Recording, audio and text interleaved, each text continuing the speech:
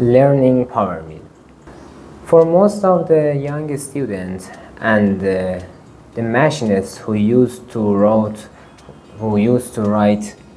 G-code by hand, it's little strange and kinda scary to work with softwares, work with CAM softwares like powermill or NX or any other similar software.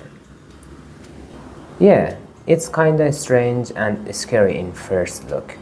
You know, when you totally look at the very big deal or a very big subject, it's kinda scare you. But when you look it deeper, it's not that much hard, which seems at first. I mean, working with a software to create any toolpad, it's not an easy job. But when you break that to the several separate steps, it seems very, very easier and more understandable.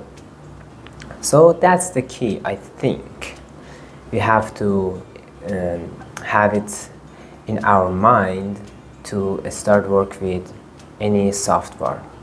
In that case, for learning powermill.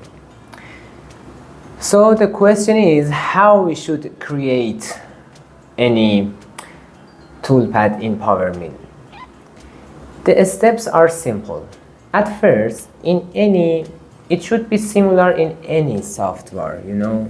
It's not very different in, for example, NX, Siemens NX or powermill or I don't know, maybe Katia. At first, you have to, in any software, you have to import your solid, import your model. And in continue, you have to create or introduce a work plan, a reference, a WCS. You have to make it clear where is your origin point in X, Y, and Z border. And after that, you have to create your tools and choose your strategy. What kind of operation you want to create with your software? Are you just searching for kind of area clearance or roughing, or no, you want to create some kind of, I don't know, maybe kind of treadmilling, maybe kind of tapping, or you search for kind of special surface finishing. Do you want to work with the edge of your tool or with the vertex of your tool, or in other words, you want to use your side mill or just edge of your tool? It independent of these conditions, you can go and just create your strategy. After creating a strategy, you have to set some settings. Like what? You have to set your spindle speed and your feed rate, which you want to have, in your special toolpad. And another things like toolpad connections. In any segment, how should your machine behave in end of any segment, and to start the next segment, how your machine should do, how your tool have to go or done in end of each segment and in beginning of each other segment. Except these, maybe you sometimes want to just create a program, create a operation for a kind of for a special part of your model, not all of your model. In that case, you have some condition, you have some boundary, and you have some tool to cut your toolpath or make it laminated. Sometimes you want some strange and advanced behave on your toolpath. For example, in some corners you have a program, and there is some sharp corner in your program. You want to run that program with a high speed. Of course, on the sharp area, your tool would be broke or damaged, or any kind of problem should be have on that sharp areas, and you can detect them and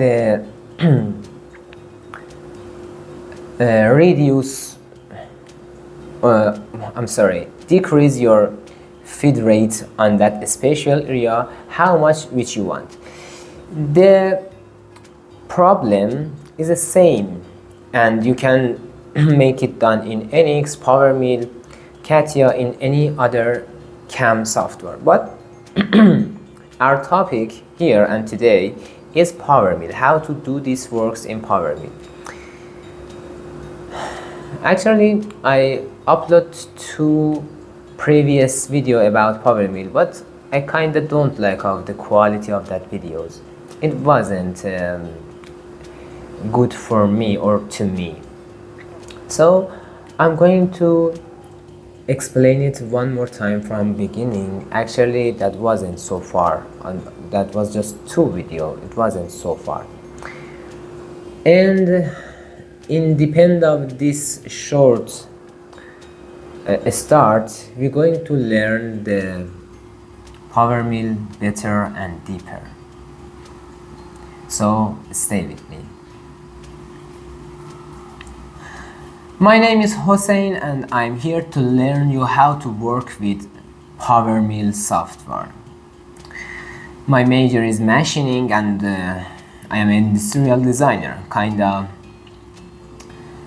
mold maker and piece maker. Of course, it's both.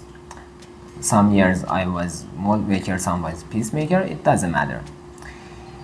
And we're going to learn how to use powermill for making any kind of toolpaths which we want.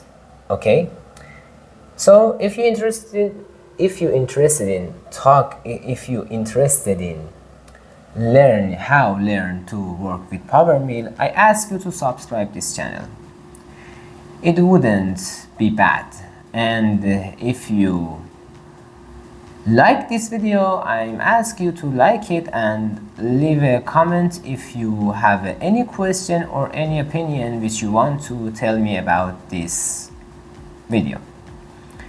So, as I said, after opening powermill software, you have to import your files. It's very simple. You can just drag and drop any kind of file which powermill support, and you may ask how kind of file powermill would be support. Of course, you can see from here, which I going to show you. And I suggest you to set small settings before starting work with powermill. And how kind of settings? Just active the auto saving at the beginning of working with powermill, and change the default wallpaper, which white wallpaper may be your eyes in long hours working with powermill. And this kind of change is very simple, and I will show you here again. There is a other thing which you have to know at first. At first, you have to introduce and create your work plan. We have some way, some kind of introducing work plan, creating work plan. It depends on depends of what you need. For example, if you just want to create a model from beginning, it's kind of be more simple. But if you want to create a work plan on a special angle, or for example you want to remachining a piece and you have to introduce a true reference, you can use how way and how any edge and anywhere of your piece in any angle. It's so simple, I think. After that, after creating your work plan, it should be, mostly I use the block. I use the block for creating my work plan, but not mostly. Just sometimes I don't use it. When I want to a spatial angle or anything like that, I use other ways to create my work plan. After creating work plan, it is almost ready to create your toolpaths. The powermill is not a very simple, very difficult software. It's a very simple to create your work, create your strategies very soon, and write your program and export it, and then you can use it on your machine. So let's just see some way to make any kind of work plan in, I don't know, spatial moments, in spatial examples, and it would be good enough for the first video. As I said, we're going to separate every step of creating work plan in our videos, and at the end we have a very advanced created program. I think it would be better than just starting and explaining everything. It wouldn't be easy for new learner. So that was a very short video about how to work with powermill. So if you like this video, I again ask you to like it, subscribe this channel for more similar video, and at the end don't lose the next video, because we're going to actually introduce how to make your area clearance strategies. So to the next video, bye.